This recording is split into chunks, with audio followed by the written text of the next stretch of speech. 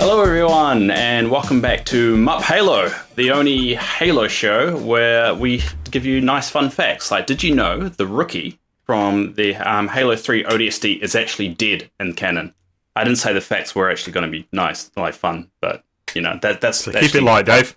Yeah, keep it light. So 343 killed the rookie as well as some of the games. Anyway, I'm Dave, and with me I've got my co-host James-005. How are you doing, James? Morning. Yeah, toasty and warm today, which makes a nice change in the UK. Yeah, and it's warm over here because it's just summer. And with us today, we've got the UKTC tournament winner on both days, Saturday and Sunday, Issac. How are you doing, Issac? Hello. Yes, very, very good. Thank you. And yeah, just happy to be here. Appreciate you having me on. Yeah, it's great to have you on, especially being the winner at the moment. You're undefeated at the moment, so this is, I don't know if how long this window will be open for being undefeated, but we're going to milk that for all it's worth. So what we're going to do today is just we got James's perspective last episode. So this time we'll get Isaac's and just see what meshes up, see what's the common thread here, and basically just just basically interview Issac and just have a good chat about Halo.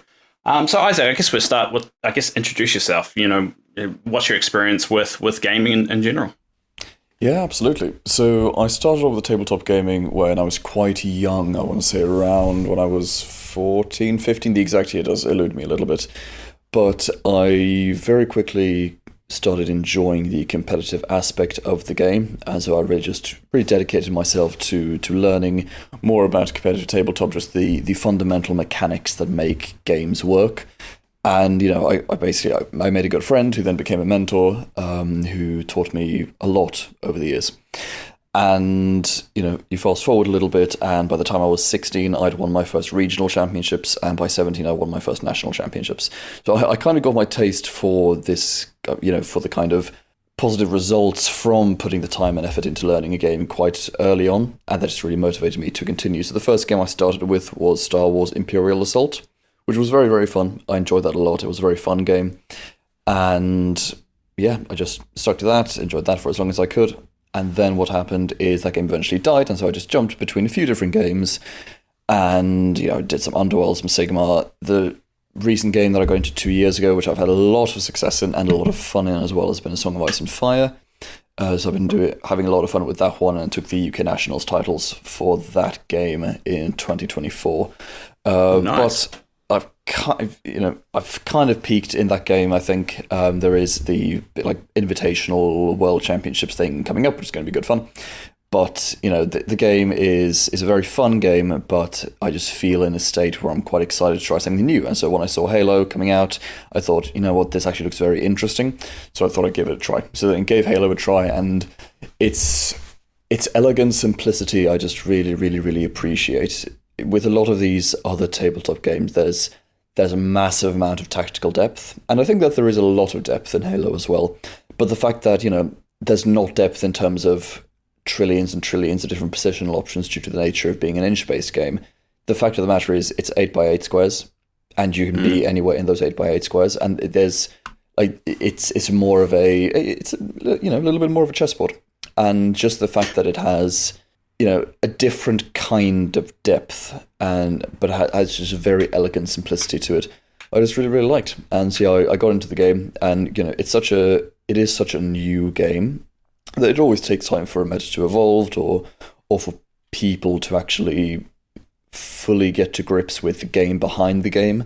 And because that hasn't truly been figured out yet, just my experience with the fundamental concepts of tabletop, like you know, activations, objective handling, or tempo, all these kinds of things, I think just helped me out quite a fair bit at the UKTC. So it's fair to say that you win too much, so you got bored and you moved to a Halo. That's the impression I got. Exactly. But, you know, it's good to have someone experienced. So the way you were describing the game, I was actually watching a documentary about Halo the other day, and one phrase they kind of used of why Halo was so popular in the original game is that it was simple to play but hard to master. Would you find it's kind of feels sort of like that? Or am I taking that wrong way? So. No, I definitely say so. I think it is quite simple to play, because it, like, you know, and it's one of the big selling points of the game. You know, you buy the box and 10 minutes later you can play. And that is something which a lot of games can't say. And I think there is a lot of inherent value to that. I think, you know, the game is so new that I'm not going to sit here and say that anyone truly knows how to play the game at a very high-end competitive level. But I'm very excited to, you know, discover that and learn that over time and really see what the depth of this game is going to be and what we can get out of it. I think currently, with the common understanding of the systems, I think the mastery side of things isn't particularly difficult at the moment, but I think that mainly is because it is such a new game, and no one knows. The developers don't know, we don't know, no one knows what the depth of a game is until you leave it to the market. You get the strongest players to come out and really experiment and see what they can get out of it. And so I'm really excited to see what that's going to happen, just what is going to happen in the future. But I'd say currently there's a few things, and maybe we can talk about that later. I think there's a few very simple things that you can do which massively accelerate your game. And because it is such a new game, and because it's slightly counterintuitive to what you'd think, I think most players, at least from what I experienced at the UKTC and my 5-6 practice games I had before the UKTC, because I only played it a handful of times before going to the event, I think there's a small number of things or changes that players can make, which I think is going to make huge difference in your games. But the change is also simple, that I do think that there's, over time, we will discover much deeper strategies, much deeper connections between models, between strategies, and that's just what I love about that. That's why I've been doing this for 8 years now. I love jumping into a game and going, I have no idea what to do, let's see what I can do. How stupid am I going to be, and what is the result going to come out of that, and what am I going to learn? I think that's very, very, very fun. Yeah, fair enough. And I guess now we've dealt with the tabletop side of it. What about Halo? So what's your experience with Halo in general? So some people are going to hate this. I have never played a Halo game in my entire life. Wow, I know. Interesting. Yeah. Blasphemy. Yeah. So I've never really, so basically growing up, I never really had any interest in FPS games. When I was young, I was playing Lego games, and then by the time I turned that kind of sweet spot, 16 years old, I got into tabletop. And so, I was mainly playing tabletop games and doing that instead. Played some of the EA Star Wars Battlefront, and then, got some shooters after that, but Halo just never really just jumped out to me. And for me, I got into Halo Flashpoint because of the mechanics. A lot of the time I join a game because of the theme first. But Halo was an exception, and I truly joined it because of the rule set. I looked at some games online. I looked at Imperial Assault is grid patterned, and I loved that. And this is also grid patterned, and it just feels very. This game feels very homely. It doesn't have the depth of Imperial Assault, but it has a charm to it which I really, really, really like and appreciate. And so I've never played Halo, but I got into this game because I liked the mechanics first, and then after I decided that I want to get into the game for the mechanics, I then spent countless hours listening to Halo lore and getting an idea. So I'm aware of the world we operate within, and I know kind of what Halo is and those kinds of things, but no, before I chose to jump into the game, I did not. That's really interesting. I like that. So, actually, just to add on to that, how much do you know about Deadzone, like the game that it's based off?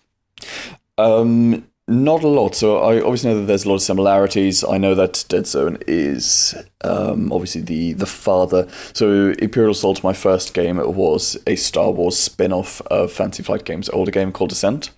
And this is basically the same thing, where Halo is an IP spin-off of Mantic's own internal rule system. So I don't really know much about it, just except for the fact that it's it is the same game system, just with some different details, different tweaks and twists. Interesting. You come completely fresh in both the lore side of the world IP side of it, and plus the game mechanics. It's quite interesting, and you came first. It's very intriguing. Very intriguing. So I guess, how did you find the event? Or just run us through, because you obviously, as you've said, you've got a lot of experience at these kind of events of how tournaments are played. what's your takeaway from it? Very, very positive. I had an absolutely amazing time, and it was just a really, really enjoyable tournament. Some of the standouts was the prize pool was very, very good. I've seen some games in the last few years, and obviously it depends on the TO, but I know I refer back to Imperial Assault a lot, but it was my first tabletop love, and so it always becomes a point of comparison for me. If for anyone who doesn't know, Fantasy Flight Games always was and always will be the king of organised play. They had amazing prize kits, and they had an amazing tournament league system with regional season, national season, store season, and world season. It was amazing, and I was very, very happy. I think that the prize support was very good. I really like the fact that I hope that they really lean into this whole concept of, you get like top X get a prize, top Y get a prize, winner gets a prize, and then best painted, best sported, those kinds of things. I did appreciate all of that. So the prize pool was great. Well, another thing I really, really liked is the map pack and the just the tournament system in general was amazing. I was really, really happy. The map pack really makes the game shine. The fact that they went, cool, these are the boards you're going to play on. Yeah, and this is what it's going to look like. That was just amazing, because the game mode changes, which maybe we'll touch on later, made the missions a lot better. Like, some of them were a little bit problematic, and they really fixed them through the changes for the pack, and I was very, very happy with that. But it doesn't matter how good you make the actual rules of a mission. If the terrain is crazy and skewed, then that's going to affect everything else. So the fact that I thought the maps were great and everything like that. UKTC, obviously, very, very big tournament circuit here in the UK, and Halo officially being a part of that, I think is very, very exciting for the game's growth. Just if Mantic can put the same amount of time and effort, especially into the prize support for the other UKTC events that Halo finds itself in, I think that Halo will have a very, very good run. And the players were amazing as well. Like, genuinely, all of my opponents were a lot of fun to play against. It was just a really, really fun 8 games. I guess going into that, because the one, I don't know if you say controversial, but one sticking point people have had is really the achievement, kind of how that all works. What's your perspective on it? Have you seen a similar kind of system before? Or if you haven't, how do you feel like it worked in terms of how it was tracked and how it played out? So it's a great question. And as someone who's played a lot of different tabletop games, a lot of different tournaments, and I've experienced almost every single tournament ranking system that exists at this point. And generally speaking, I'll try to keep this brief, but generally speaking, the main two that you'll find out there in games is you have strength of schedule and you have margin of victory. Now, these are both absolutely stupid in their own way, but they work for different ways. So strength of schedule is, of the two, my favorite, because strength of schedule, it rewards you for playing against good players. Because if you beat a good player who then goes on to do well, then you'll have a very good time. The problem with strength of schedule, obviously, is if your round one opponent happens to be the person who then ends up last in the tournament, then you, through no fault of your own, have a worse ranking. That's a problem. Then you have strength. Then you have margin of victory. Margin of victory is also very problematic. I'd say even more problematic, because it actively punishes you for playing against good players. Like, the top 2 players in the UK playing a margin of victory game, that's probably going to be a narrow victory. But if you're one of the top end players and you play a new player, you're probably going to crush them. You're probably just going to get a much bigger margin there. And so that's very problematic. The achievement system is completely unique from what I've seen personally. I know there are some games that do a similar system, but it is completely unique in the fact that it says that the person who played the best over the course of 4 games wins. And it separates playing well from winning. And I'm just going to elaborate onto that a second, because I know that is going to get some people frustrated, which I understand. It is not a perfect system, and the numbers that they use, I think, were a little bit skewed. And I'm just going to be the first one to go here and say that even though I found it hilarious that I won both days, I should not have won Sunday with a 2-1 record. That shouldn't happen. Yeah, so for the record, just so, and this is not to shame anyone, this is more just so we can state the facts. You won 2, lost 1, and drew 1. And the person that came second place won 3 and drew 1. And the person that came third place won 3 and lost 1. So you won less games than the people that came second or third. Exactly. And I will say that that is mainly because of the number of players. Like, if we had the exact same system, exact same achievements, if there were 50 players instead of 20, then you wouldn't really, it would balance out a lot more, I think. We have a small player pool and a small game pool. But either way, I think, we'll talk about the changes later, but, just tweaking the numbers around a little bit, I think would be good. But what I really like about the system is that, just for as an example, let's say you have one player who wins 4 games, but he's not a particularly strong player. He's just happened to have gotten through his game. So his first game, he played against an opponent who has no idea what he's doing. His second game, he got a bit lucky and managed to take out the win. His third game, he wasn't really playing optimally, but he accidentally chose to go to pursue the right objective and then won by 1 point. And then the fourth game, then, he really kicked his rear into gear and he played the best he could and he was able to win that one as well. Let's compare that to another player.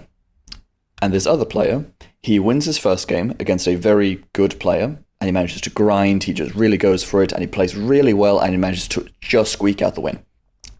Then against the next opponent, same thing. It's a tough opponent, he hasn't been lucky enough to draw an easy opponent or anything like that, he just goes, cool, this is another tough game, but he plays really well and outdoes his opponent. Next game, he does also very, very well, but he has a difficult opponent, but he's really pushing for it, and he manages to get a little bit of a leg up on his opponent. And in the last game, he manages to smash his opponent out. Other way around. So in his last game, it's also very, very, very tight, but he manages to rack up all these points, play very, very well, but it ends in a draw. If over the course of 4 games, a player who's objectively played better by the available metrics of the game that we have in front of us, ideally you would want the person who plays the best to win the tournament. And this game system then basically says, cool, if you played a better game for 4 games in a row, even if you only drew one of them, or even potentially lost one of them, then you could win compared to someone who accidentally wins. Because, we all know the kind of player who isn't a particularly strong player, but then, on the very last activation of the game, they get a very stupid dice roll and they take home the win. And in all of the game systems, those players sometimes win tournaments. And there's nothing wrong with that. Like, it is a dice game at the end of the day. And, anyone can win, and that's fine. But certainly from, as someone who's been to a lot of big tournaments and also won a lot of big tournaments, I find it very, very intriguing and I think very interesting to have a game system which, instead of rewarding pure wins, rewards good quality of play. Now, there's still a conversation to be had that, again, 2 wins in a 4-game tournament shouldn't really be winning. Like, that's something that I agree with. But I think that is something which Cleric pretty much has fixed with the announced changes coming to the pack, which, we'll touch on later. Yeah, we'll go into that because the key is, like, yes, this is the first run out of it. We are giving a bit of grace just to fix these issues. That's why these tournaments take place, is so they can figure out what works and what doesn't. So I hope everyone takes it out. This is us being over analytical because we want the best tournament possible, and rather than saying it's poo poo, don't bother. Yeah, we're not definitely not going down that route. And also one thing that I think is very, very, very important to mention as well is, I played a lot of different game systems. This is the only Mantic. This is my first Mantic game, and this is the only game company that I've ever played a game of who, right after one tournament, they see the result and they go, okay, here's the change. I've played Games Workshop, I've played Fancy Flight Games, I've played Simon, and no one does it that quickly. The fact that the developers were running the tournament, it really goes to show they are really passionate about this game in a way that I haven't really seen any other developer team be before. A lot of development teams are, and I can understand why, but they can get a little bit up high horse and, they exclude themselves from the community. Love him or hate him, I very much like him, but Cleric is out there talking to everyone, listening to feedback, and when the feedback is proven to be correct, it gets applied at the snap of a finger. And I think that is unbelievably important. Yeah, and I think this is my first Mantic game, and I think that's absolutely, that is absolutely a positive. I think, and I agree with much of what you've just said about the scoring system. Certainly, the amount that my headphones would allow me to hear. I suppose the only thing in my mind is what qualifies as better. And I do think sometimes that there's a risk, particularly dice-wise, that some of those achievements are almost as dicey as winning the game. So I think it's going to be interesting to see how that evolves. 100%. The definition of playing better is an interesting thing to define through achievements in order to then kind of pull them into the scoring system. I think that is true. I think the way that I see it, and I think you are 100% correct on that the achievements are far more dice-based than the winning is. I think that, personally, I think Halo is a game which you could very easily win a game without killing a single model. And I love that about the game. Yeah. Like, I love that. As someone who, I have played all these different games, and, combat is fun, but you can play combat. Any tabletop game has combat. Like, if you like combat, pick your poison and stick to it. Like, any game is going to have it. But this game, you don't need combat to win. And I like that. But I know for a fact, seeing what's happened in other games, seeing how, more casual players, generally speaking, like to play, if you have a game which says, if you never attack your opponent, you'll win anyway, people are going to be pissed. Now, I think it's very important for them not to change it, but the achievement mechanic being more based on kills, I think, is the perfect way to balance and counteract it, because the players who want to go unga bunga and have fun and do killing, they can do that. The top-end competitive players will be forced to do that, because otherwise they won't get the achievement points. But you are very correct that they are more dicey. And this is very, very true. But yeah, I'd say when I'm talking about like playing better, it's something I've certainly seen for myself. Like, for example, in this game, you have like movement is king. Movement is absolutely king, and it is one of the most underrated parts of the game.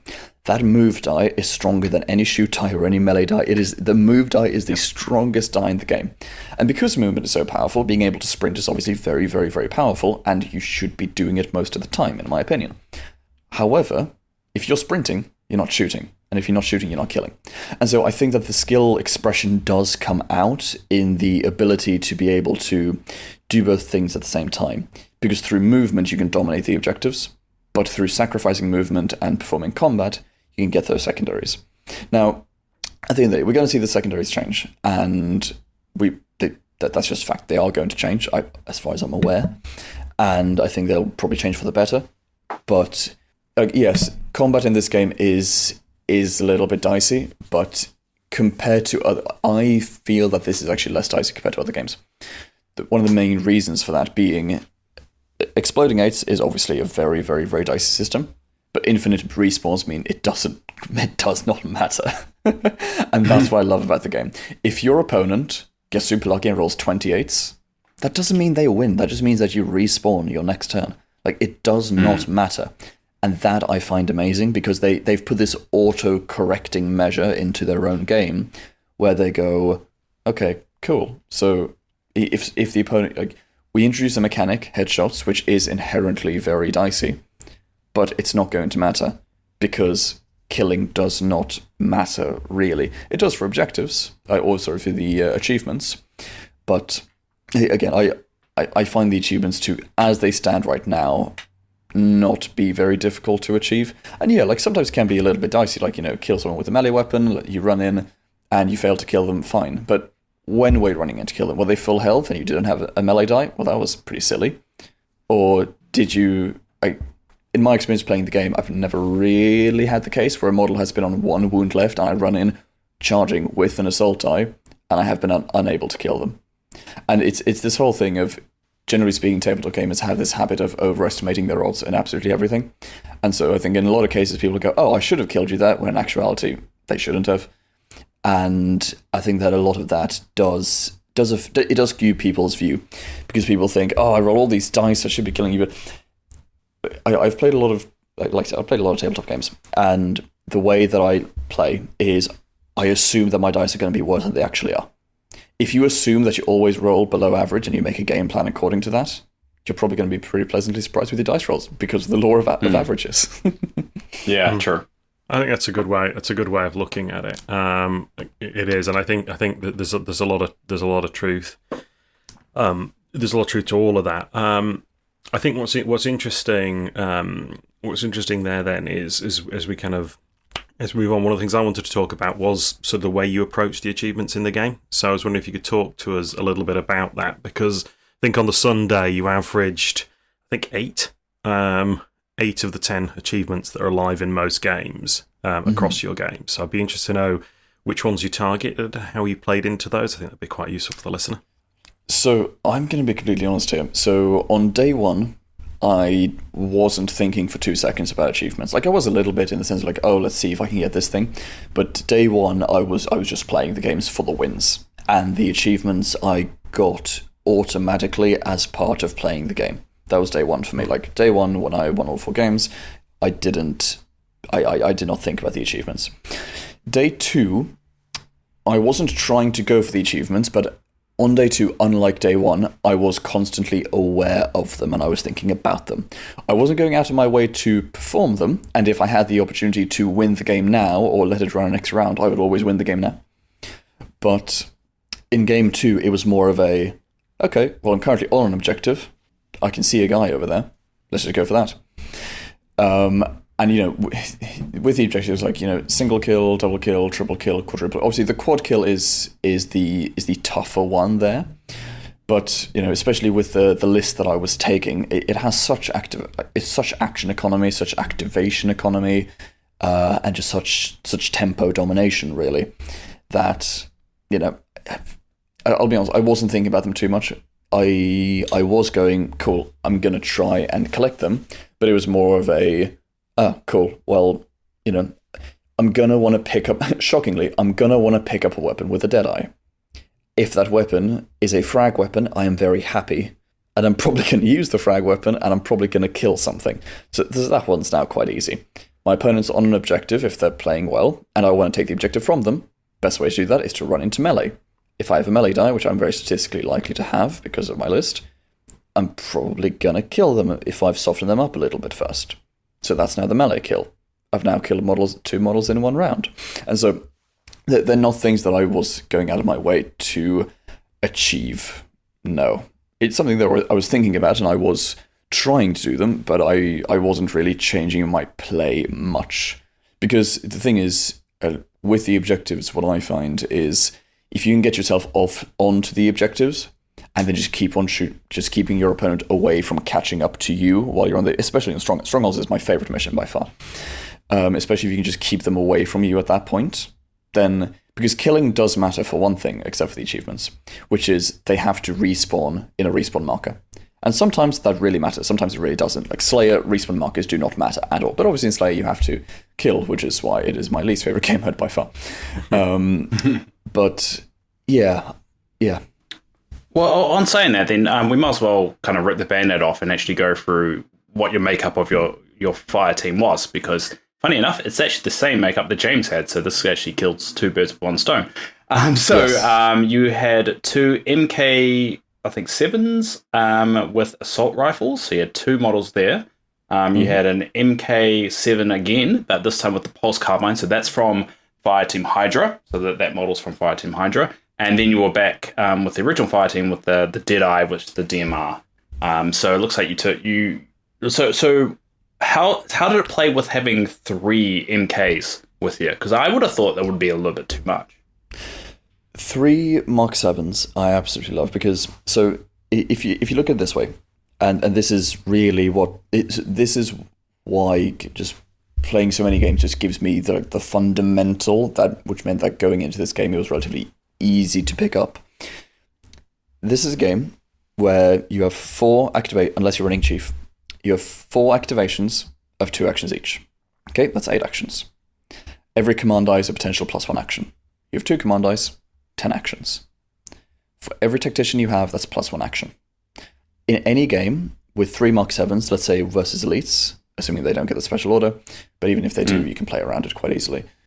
I am playing 13 activations to my opponent's 10. That's an increase of about 33%. Interesting. That's really, really, really significant. And what's even more powerful, and what's also very, very useful on top of that, is I have 13 actions, you have 10, But if I'm not happy with mine, I get to reroll 3 of my dice. But even better, if I get good results, but I don't find this, just because I have 13 actions doesn't mean I use 13 actions. If I have good results that I know I will need, or I believe I will need next round, I can keep up to 3 of them. Because Tactician does 3 things. It's not just the extra dice, it's also the rerolls, and it's also the rolling dice over to the next round. I will always, pretty much always, obviously there are exceptions because it depends on how the game's going, and sometimes you have to kill. But I will fish for moves. I will fish for moves as much as I can. And if I roll 3 moves, and I will do my best to only use 2 of them, so that I'm guaranteeing a move going into the next round. In any tabletop game, there's what you can control, there's what you can't. And the more guarantees you have in your lineup and in your roster, the better you are going to perform if you know how to use them. If you are constantly relying on dice to make your strategy work, it's not a very good strategy. Like, if you are not running any tacticians, but you're going, oh, if I get a move dice, I'm going to win. Well, you're probably not going to roll a move dice, are you? And same thing, like if you're going, cool, well, if I one-shot this model, it's going to be a great position. Or, oh, if you ever tell yourself, oh, as long as it doesn't scatter to that 1 in 8 spot, I'll be fine. Well, then don't do it, because it is going to scatter that. Because if you play assuming that the worst case scenario is always going to happen, you are going to have a much, much better time of understanding just the flow of the game. And that is what Tactician does for you.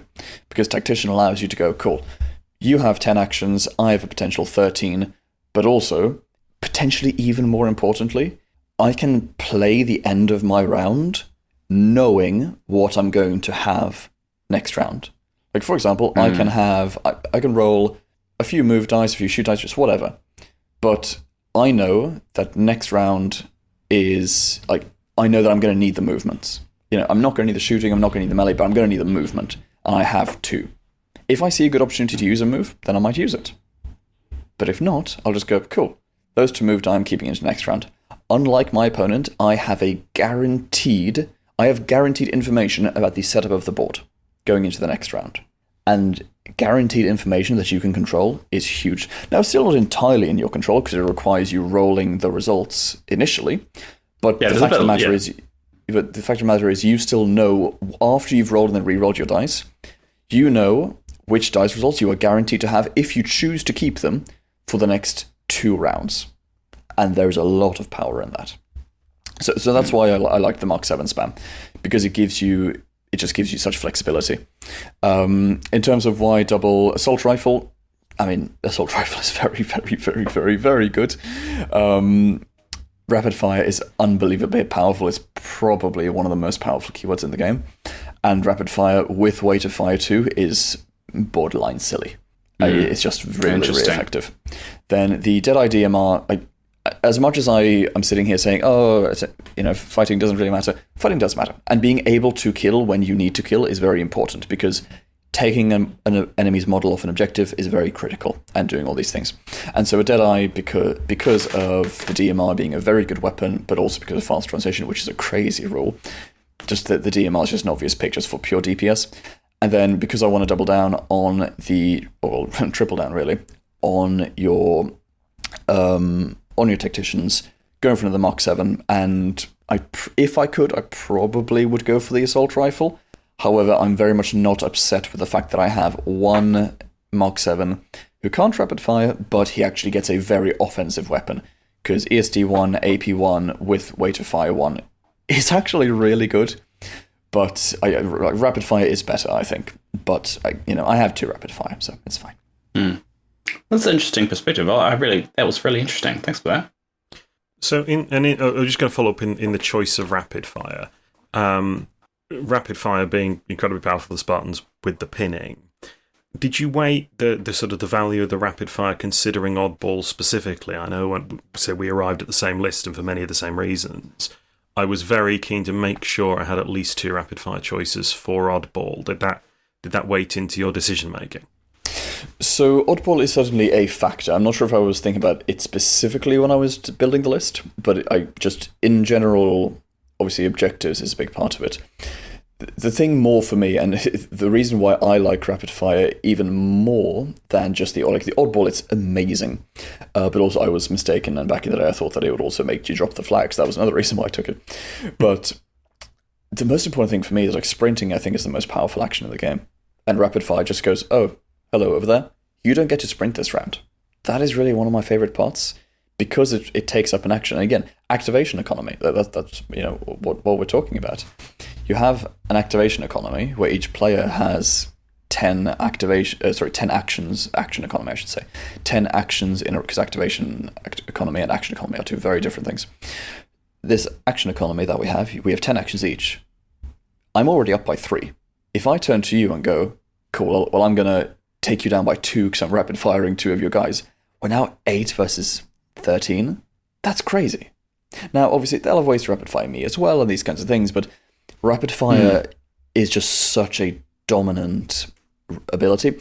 But what I like about it is I want to be very clear in case anyone's listening who develops the game. Please don't change it, because I think it is very, very, very good for the game to have something like that in there, because it has a very high skill ceiling. And anything which rewards tactical play or tactical choices, I think is very, very good. So I very much like the state that it's at. But rapid fire just being able to go, cool, you are 3 away from an objective and you don't have a move die. Cool, I'm guaranteeing by rapid firing that you're not going to get in there. And that is the power. That is what I find so useful about it. Yeah, I'd agree. And I think this is something so interesting. I played quite a bit of God Tier, which is another game in which, much like this game, you were talking earlier about the lack of permanent death, right? There's no death in God Tier either. There's no kind of permanent death. You never lose anything from your force. And I think what that changes compared to a lot of other war games, and I don't know if you feel the same way, is you move from your kind of the wounds on the table or the models on the table cease to be the primary resource that is this sort of the power of your force. Correct. And it becomes position. And so instead of death being kind of it's actually what you're costing your opponent when you kill is time and positioning. Exactly. And I think those become, so interfering with that through rapid fire, I think is one of the things that kind of makes it philosophically so powerful. I don't know if you sort of feel the same way. No, you hit the nail on the head there. And it's exactly why I think elites are in a very good position as well. So elites have a very interesting niche in the meta where I spend all this time talking about how good tactician is, and they don't have any tactician, which means out of any lists in the game, unless you build a Spartan list with no tacticians, which is what are you doing? But unless you're doing that, then elites of any list in the game has the least control and guarantee over the board state, not the board state, but over the tools that they will have in their toolbox going into the next round. They go, cool, I roll 2 dice, and if 2 of them get +1 die, then you know what? I'm only going to get 2 extra dice this round. And however, they completely counteract that with grenades. Because grenades is rapid fire on steroids. Because you just go, cool, not only are you pinned, you're going to scatter. Oh, and I might also just kill you in one shot. And all of those things coming together, I think, makes them really, really, really interesting, because they have different tools, but really interesting tools. And then you have the potential movement with evade as well, which I think is very, very, very strong. Now, good players will know how to stop that by not targeting the wrong guys and stuff like that. And grenades also are relatively easy to play around if you just do your best to not kill the models who have used their grenades, because the one use nature. And you don't get points for the killing anyway, so if you can avoid it, the thing is, you can't always avoid it, but if you can avoid it, try to kill the models who haven't used their grenades yet, because it's just a nice way. Again, it's the economy, and like you said, it's utilizing the resources that you have at your disposal. But yeah, rapid fire and grenades are just very good for that reason, I think. Yeah, and I think for the context for the listener, so if we look at the results for Saturday and Sunday, the top 6 for Saturday, 3 of them were UNSC and 3 of them were banished, so the elite models. And if we look at Sunday, the top 6 results, 4 of them were the banished, the elite models, and only 2 of them which were Spartans. So it's quite interesting to see. And looking at the list, the banished are at the top. They, at the moment, at least for the meta, they are pretty strong. And it all comes down to to how you play them, really, and also the game types that you play with them. Because I think, from the sounds of it, it's not territories. It's what's it call it? The strongholds. They're more effective in strongholds than some of the other game types. So there's a little bit of luck in the draw that comes into the type of maps you play as well with them. Yeah, absolutely, but that is good. Like, all the fact that you have this little like rock paper scissors of different lists just means that you don't have anything that's too dominant.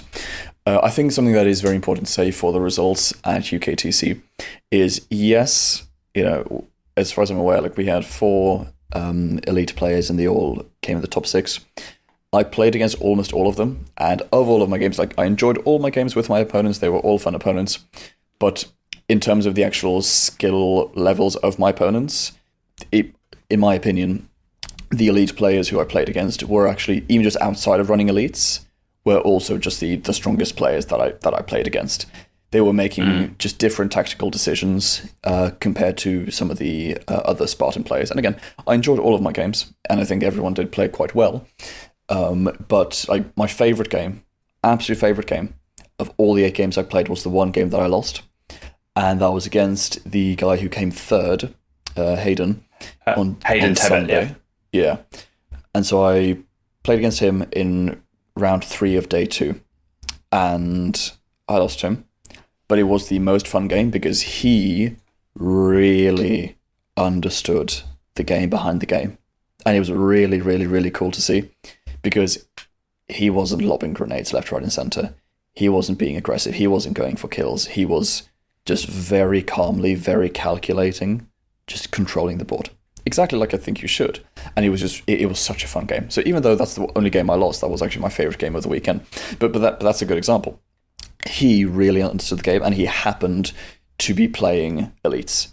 And that's really what I felt from all the elite players that I played against. They had a better understanding of the game compared to, not all, but most of the Spartan players that I played against. And so I think that has more to do with their final placing as opposed to just elites being good. Because I don't think elites are easy to play. I really don't think so. I think they're probably a little bit harder to play versus Spartans. But I just think they proved to be the better players. And Hayden actually posted the certificate that he got from the tournament on the Reddit, on the subreddit. So if you do want to see Hayden's Fire team, he actually posted it there, and the medal that he got from it. The photo is on the subreddit for Halo Flashpoint. I just figured I'd throw it out there because the reason why I remember that name is because I saw that photo. Yes. Yeah, I think the elites are certainly interesting, and I do take your point about sort of the holding back of grenades. I do find that when I have an easier time against the elites is when they just chain their grenades out first. Yeah. Sort of each one just throws it off the first activation, and then they find themselves in a difficult position. So that's that's very true. I think the other interesting thing about the elites is they have a lot of need to capitalise on their opponent's mistakes and a lot of opportunity to do that, right? You shoot an elite at the wrong time, you give it an extra cube of movement with an evade, it fundamentally changes a game state. So they are forced to, and because they aren't in control, they're forced to play that kind of reactive game style, making the most of any mistakes their opponents make, which I do think it makes for a fundamentally different and quite interesting game. Well, what I really do like about playing against the elites as well is you can... Obviously, it's not always going to work, but you can use their own rules and keywords against them. So in my last game, we were playing Slayer, and I was playing against elites. And there was this really funny moment. It was very funny. So I had a melee die in my hand, and I was activating my Deadeye. My Deadeye charged into combat with another elite who was in combat with a Spartan. It was 1 wound left. I just wanted to, or something like that. I just wanted to kill him. I did manage to kill him. I then had an elite in the space next to me, and so for my second action, I decided to shoot him. I shot him, didn't kill him, he ran into me, and I basically went, okay, well, I've got a melee die. So unless you kill me, a clear shot DMR from above, and then a melee with a friend, and you're wounded as well, that could actually end up quite well. Now, hilariously enough, he then just killed me in the assault. But the fact that which I was completely fine with, because I knew there was a possibility, and I wasn't playing assuming that my dice would be good and my opponents would be bad. I was playing assuming that if it happens, it happens. But if it doesn't happen, it's putting yourself in a neutral win scenario. Like, if things don't go your way, you don't care, because I traded models there. I killed a model, he killed a model. We're even. But the best case scenario is I killed 2 models. That's very, very good. But that was very, very fun. And I think that you can do some fun things. I think especially if you have snapshots, it can be a lot of fun to shoot your opponent's elites to see if they dare to jump into combat. No, absolutely. And I think you can catch elite players out that way, and I think it creates an interesting sort of set of dynamics. That does. I'll be very interested to see what happens when the Spartans get access to frag grenades or frag weapons. As we assume that they're going to get some frag weapons in the next wave. I think that's going to be quite interesting, and see how it shifts the balance. Yeah, I think with the war games and the customization, the big question about what can we actually customize when it comes to fire teams, that's going to be quite interesting. With the first, you could say, real expansion of the game. So that's going to be really cool with Wave 2, which I can't wait until to March. No tidbits have come out. I'm suspecting a lot of this fine-tuning that we're seeing now might be included in those, and also any rule changes. One thing that Mantic does do, they do change how the keywords operate and kind of work as well, so it'd be interesting to see if there's any changes when it comes to that, because you did mention there, Tactician quite strong. Rapid Fire? Yeah, Rapid Fire is pretty strong as well. It's just a question of whether that's going to stay strong, and whether you're going to start to see more of that and more of those keywords being included in units, in models beyond the ones we see if the customization allows it. So that's going to be really interesting. I think that will be. Speaking of, just as we were talking about kind of expansion and sort of stuff that's out, obviously the one thing that's not in the Spartan box is Master Chief, and there were quite a few Master Chiefs at the weekend who did seem to underperform as a list choice. Did you get I think the first time we spoke after the first game on round 1, where I think you'd played Slayer, Isaac, into a Master Chief list. How did you feel about them across the weekend? I wasn't lucky enough to play against any of them, so I hadn't had the opportunity. Yeah, so I played against Chief twice in the tournament, and both opponents were very, very lovely, but they were those games were the 2 easiest games that I had, in my opinion. Now, my opponent's dice weren't amazing, but I very, very, very rarely take wins or losses down to dice, just because, just in my experience, in the vast majority of cases, like, everyone sees when their dice don't go well for them. No one sees when their dice go against them. And so, in most cases, when people, and I'm not immune to this, I very often, lose a game, I go, oh, stupid dice. And it does happen. But in most cases, it wasn't actually because the dice can be bad, and you still, lose for other reasons, so to speak. But it wasn't necessarily because of the dice, it wasn't necessarily because of the way that my opponents decided to play. Chief, I just find, is quite easy to play against, because all this talk about action economy. So action economy is one thing. And action economy is very, very important, because it affects the amount of things that you can do in a round. Because the more things you can do, assuming you know how to do those things, the better your round is going to be. And in terms of action economy, Chief has an advantage and disadvantage. Obviously, he can chain the dice together, which is great. But even though he can chain them together, he is still down on 2 actions because you're missing a model. But the far, far, far more important part of Chief, in my opinion, is the activation economy. So activation economy, basically referring to is how many activations you have and how well you can control them. And the controlling part is very, very important there, because Chief is the only list in the game which guarantees not going lost. Now, a very powerful thing that players can do is, in non-Chief games, is, especially if you have some Mark 7s, is you take the last activation, but you have the Spartan die, so you can then take the first activation of next round, and you have that last first swing. This is one of the very few games that doesn't do alternating priority player, and so there is no last first activation swing, which does exist. And to anyone who doesn't know, last first activation swing basically refers to you go last in one round and you go first in the next round. You get this 1-2 punch that the opponent can't do anything about. And this game doesn't have that built in, but you get that through tactician dice. And it's very, very, very easy to know when you can, because you're going to, I will know at the start of the round if I'm able to do it. Because after I roll my Spartan dice and you roll your Spartan dice, I'll see, basically, let's say I'm going first. If I see that you have a Spartan die, then I can assume that you're going to do the 1-2 punch. Not everyone will, but that is something that you can do. And some people choose to do the 1-2 punch earlier as well, because you can use the 2 activation chain and it still gives you the first activation. So it does work, but generally speaking, especially because points are scored in most game modes, end of the round, being able to control that end of round period is very, very powerful.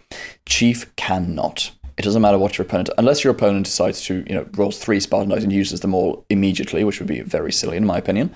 Chief will never go last in a round. And he can, and that being said, he is almost guaranteed to go first most rounds. But the fact that he can never go last means that he will never capitalize on that last first swing. And because he will never capitalize on that last first swing, he's only going to get into combat if your opponent lets him get into combat. Because he's going to have to run up as his last activation, and because of the nature of the terrain on the board, he's going to be relatively exposed. Obviously, probably not clear shot, but he'll be in a position where he will be able to be shot. Your opponent then gets to respond to that. If your opponent gets to respond to it and has a Spartan, like the Spartan activation die, which they very much might, they might get 2 chances to respond to that. And Chief is not that hard to kill. 1 shield and 1 wound is not that much in the grand scheme of the game.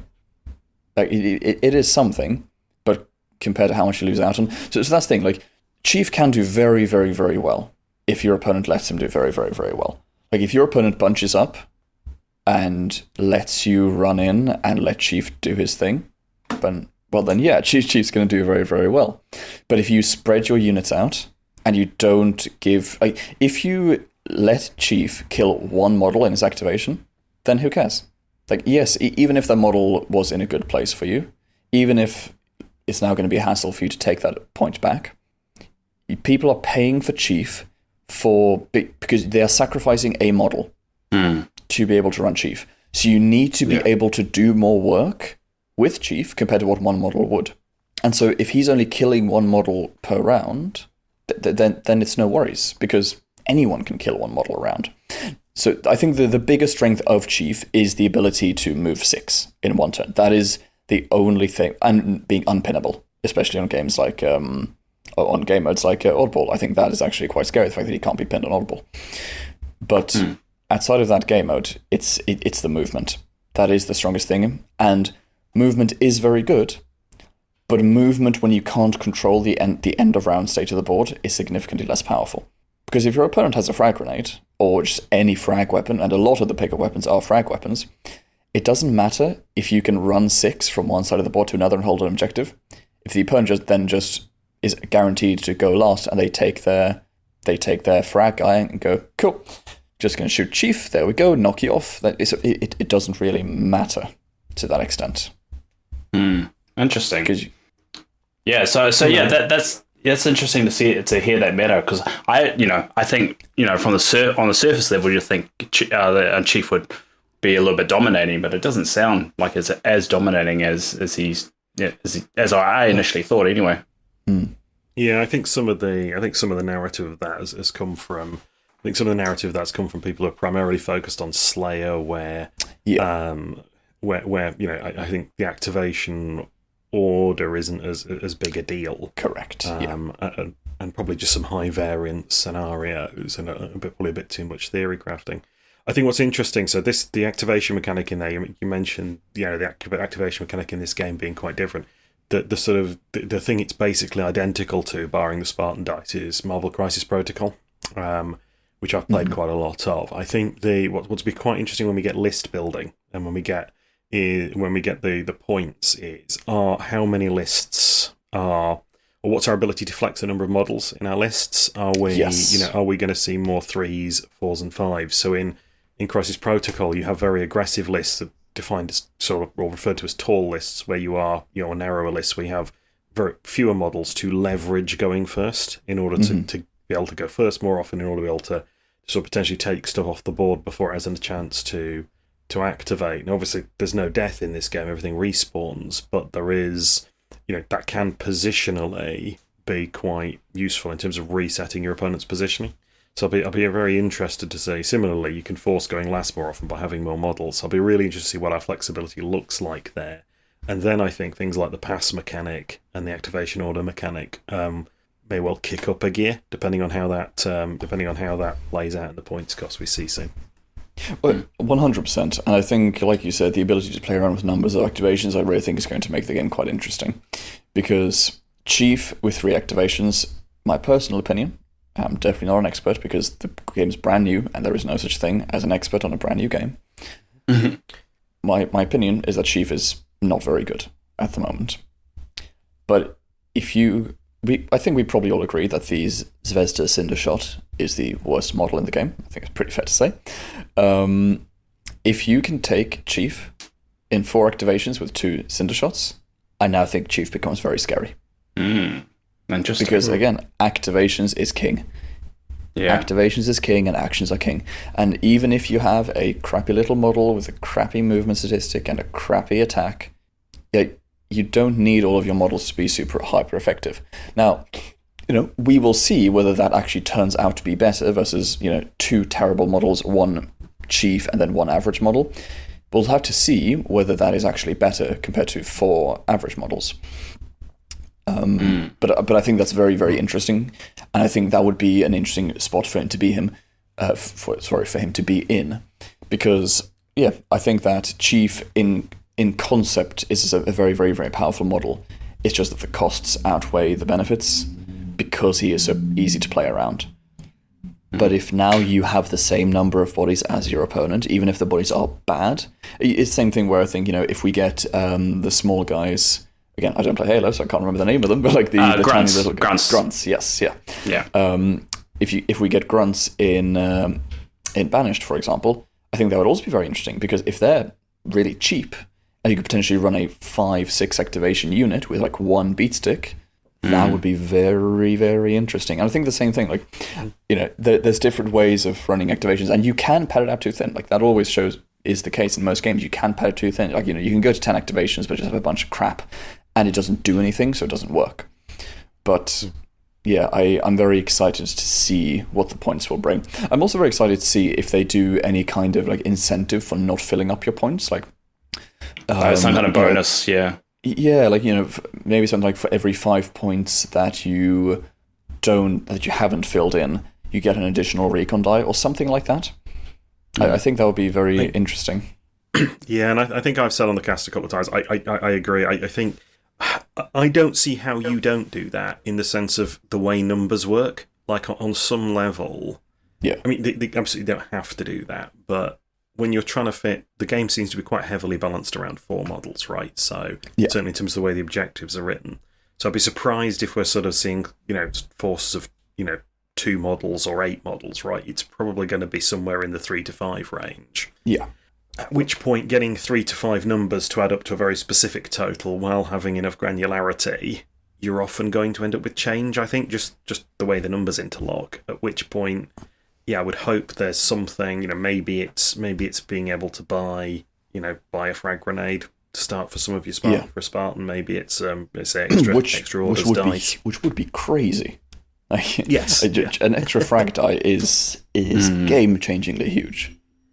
Yeah, and this is or it might impact the recon roll. I mean, I'm not a fan of recon, but there's other sort of although being able to choose going first and second is very powerful. So it's sort of there's a lot of scope there. I think in many regards, I think that's the thing I'm most interested to see coming out of the point system is what level of customization do we get? What do we get to impact that isn't just which 4 models am I bringing? Exactly. Well, on that note, as we are looking ahead, we'll actually go over the news. So normally you do the news at the start of the show, but I guess with this particular, the only news we have is what's actually come out from the tournament. So it kind of makes sense for us to have the first kind of like lay the groundwork of how Isaac felt about it, and then we can actually look into the rule changes. So just to add a little bit of fun, I've actually added a sound effect for the news segment. So it's going to be this from now on. There we go. Brilliant. To be fair, it's very hard to find a Halo sound effect that's related to the news. They don't really have any news kind of things. So we're going to dive into. So this is actually referring to the UKTC Halo Flashpoint event report that's on the Mantic Games website. It was released on the 17th of January, and that's by Clive, who ran the tournament, I should say. Just gives you a brief breakdown. Pretty much everything that we've talked about over the last couple of episodes, like the different changes to the Oddball Reloaded, Capture the Flag. The custom map pack has actually got a link there if you ever need it, of the maps that were used on the day. Also goes through the achievements, kind of how they work. Doesn't have the breakdown of all the achievements. I believe you can get those. I don't think there's anything online. They're in the organised play kit. There you go. That's what I thought. But however, that is currently sold out. So unfortunately, we just have to hold fire to actually get your hands on that. Or you can bribe, I don't know, James for something. Yeah, message me. I might have scooped several. I might have scooped several unused sets off the side of tables on the day. So yeah, if anyone wants a photo of the achievement list, that's pretty straightforward. Yeah, it'll be interesting to see what changes are included in that organized kit as well, going forward with the second print run. In terms of the winners, so as we know, Isaac, you came first. Second place was Ashley Keys, which is a really good name if you know Halo lore of Keys. Captain Keys, they ran a full banished team, so they came second, and third was James with the same team that Isaac played. And on Sunday, Isaac, you came first. Second place was Dylan Stone. Two elites with energy swords as well, which is interesting. That was an interesting change I noticed there. And also Hayden came third, which is just a full normal elite team. Surprised that that's the only variation there of two sword elites with that team. Not sure how much of a factor that changed things, but yeah, just something noteworthy. But in terms of that, we'll go into the future tweaks that have come out from the tournament. So it states there, in future, the system will modify the win score to the following: scenario, 18 points, configured scenarios that are worth 18 points to win. Wins are worth 10 points, draws are worth 5 points, losses are worth 2 points, and up to 12 achievement points. It doesn't say per game. I'm guessing, is that for the tournament? It's not 100% sure. It'll be per game, but that you can't actually score more than 10 in a game, or in the majority of games, because there's one that you get for winning all 4 games, which obviously you can only score once, and there is one which is only applicable in flag. So for most game types, it'll be 10 achievement points. So just to compare what the win points, win, draw, and loss points were before. So a win was actually 5 points before, draw was 2 points, and the losses was 1 point. So they effectively doubled the amount, or not quite doubled for draws. Draws they've added 3, so it's slightly more than doubled. But they kind of doubled those points. So I guess the question for you two: how much would that change the end result? Oh, massively. I won Sunday by 1 tournament point. So that is how slim those margins were. And so I think this is a very, very good change. My favorite part, I think the increasing the points you get for winning, I think is fine. I don't feel too strongly one way or another about it. I think the more important fact is equalizing the game scores, because kind of an issue you had previously was if you know how to play Slayer, you know how to play Oddball, and you know how to play Capture the Flag, but you're not very good at Strongholds, then you just get capped at the knees, because Strongholds gives you 18 points, the other ones give you at most 11.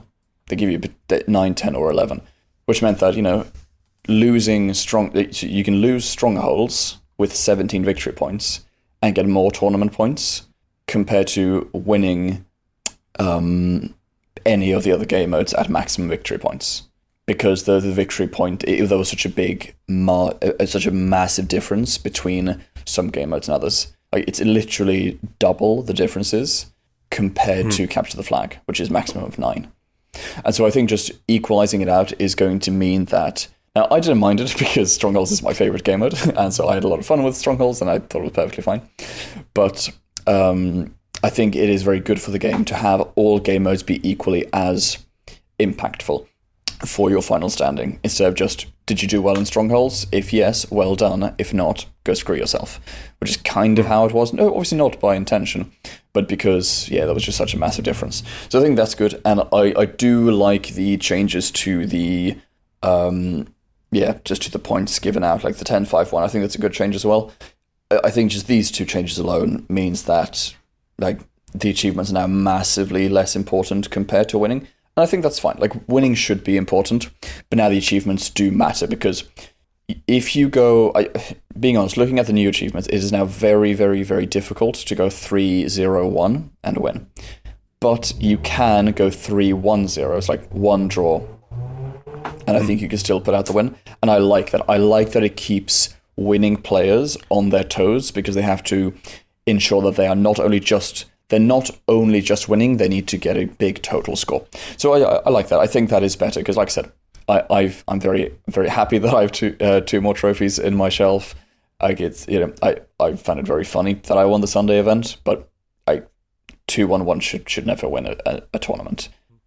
I think that, like, more or less echoes my sentiments. I think I think the system, I think this redresses the balance in the system between achievements and objective points. I mean, there's less than 10 points between first and fourth on the Sunday event. So having that weight redistributed, I think will help significantly make the results look more sensible when you look at win-loss versus position, but also not totally overshadow the achievements and the way they balance in. And I do take your point. I think the interesting part of this is optimizing to 18 for each of the objectives, so that'll be 6 points per flag.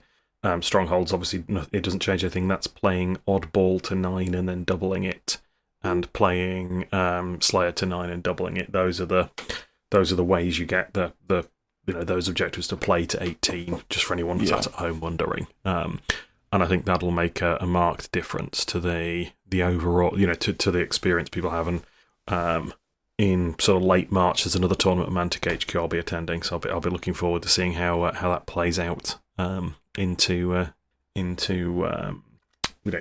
this revised system. So very much looking forward to that. And there'll be probably the release of Wave 2, probably the first tournament you'll be playing with Wave 2. So it'll be interesting to see how that goes. Actually, no, it won't be. They've announced that it isn't. There is one in April. There is April. They have their first tournament with the new system. I slightly worry that's a stealth announcement that the Wave 2 is going to be quite late in March. Would be my suspicion, but they've said they'll hold it till they'll hold that off until this April tournament they've got, which is also up, and I'm also attending. So. Be good. Interesting, because I thought they were going to release it so it matches Adepticon when that takes place in March as well. So I'm guessing if they're holding it until April, Adepticon must be going to be a Wave 1 kind of tournament. I mean, they've made no announcements that I've seen officially about the waves. It was purely that at the end of last week, this April tournament appeared on Mantic's website, and they've announced clearly they've said very clearly that is using the Wave 2 rules, and they've since clarified that the March one isn't using Wave 2 rules. So that suggests to me that they may be not feeling. They may be feeling that they're at risk of missing certainly an early March Wave 2 release. I don't know. I could be completely wrong. It may just be the way they've chosen to do it. I mean, the shipping is in March, so it just could be the fact that they need just giving some grace periods for everyone to actually get their hands on it. And not give anyone a disadvantage or advantage just before a luck of the draw of it arriving on time. So it could be that as well. I mean, it is quite a common thing for a lot of game systems to do, where they would say, cool, anything released 2 weeks before the date of the tournament, that is legal. And just because, the shipping, because I know a lot of people did get the stuff on time, but some people didn't. And so I think just having that kind of 2-week grace period probably would be a good thing anyway. So that might just more be where they're coming from with that. Yeah, I'm going to have to wait weeks for mine to arrive. Yeah. Something to look forward to though, Dave. Yeah, exactly. Before we go, we did have. I did promise. I was contacted after our last episode. Someone wanted the right of reply, and I do believe that the right of reply. I was challenged. I stated during our last event, everybody had a fantastic time at the tournament. I was contacted by one player who wanted me to say that they didn't have a fantastic time. I do think they were in the minority, but they and for many of the things that we've talked about, they had a particularly. I think they stepped on the scene in The Simpsons where Sideshow Bob steps on all of the rakes. I think they stepped on all of the rakes that we identified in the peculiarities of the tournament system. But I did say I provide that right to reply, but they are signed up for future tournaments, so it didn't ruin their hobby that badly. But there you go. I promised I would do that, and I've done that. And as that person knows where I live, that should keep me safe at night. All right, you're safe for that. So I guess, Isaac, what's your enthusiasm with attending future tournaments as well? Are we going to see your name popping up a little bit more, or? I hope so, yeah. So I'm currently in the middle of a move up to I'm going from the south of England to the very north of Scotland. So attending tournaments is going to be more difficult, I'd say, for the next year. But I am hoping to continue. I'll be playing a lot on TTS as well, because that's always been my main way to practice. And so yeah, I'm hoping to get to as many tournaments as I can, but currently I still have potentially a final Song of Ice and Fire tournament that I'm going to late March, which is why I can't do the Mantic one there. But that's going to be the invitational pseudo world championships for Song. So that'll be a lot of good fun. But I think after that, we're probably going to be fully pivoting to Halo, and I think Halo will be my new primary competitive game, because I've achieved everything that I wanted to achieve in Song, and so I think I'll be making that pivot, which will be fun. Well, I'm always looking for an excuse to get up to Common Ground games in Scotland, so in the event that there's anything happening at Common Grounds, I'll be up there like a shot. Beautiful, and I'll see you there. And I will continue playing the games with my girlfriend, and that's pretty much it. There is no scene down here. There's pretty much the only exposure I get is through these conversations and watching, living vicariously for you guys.